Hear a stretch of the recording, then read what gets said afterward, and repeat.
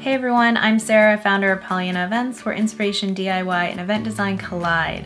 Today we're going to be talking about month of coordination. And I feel like this is probably a more important topic than we think it is, just because when most couples are going to get married and they're looking for help for their wedding, a lot of them actually are looking for month of coordination. So it's very important that you guys understand what that is. Now, for this particular topic, there are a lot of specific details to go over, but for the sake of keeping this video short and sweet, we are just going to go over some general points and then we'll hit on the topics and some details of all of that later in a blog post. So you can just head over there to get the full scoop. Now let's get started.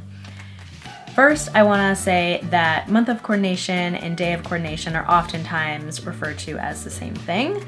And you may often find that some planners' month of coordination packages look very similar to another planner's day of coordination packages. And I feel like if you have that base information when you're looking for a planner, that this portion of the planning process will seem a little bit more clear to you and hopefully a little bit less stressful.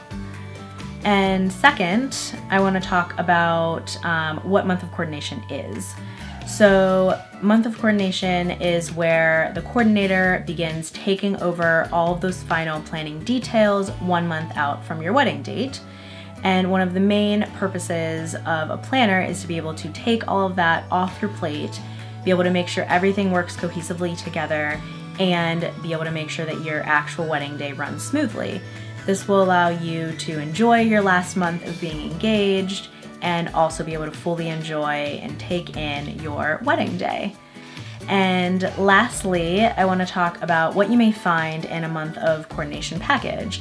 All of these may be different depending on the planner that you choose to hire, so you'll just have to make sure you do your research and go over all of those planning details with all of the planners.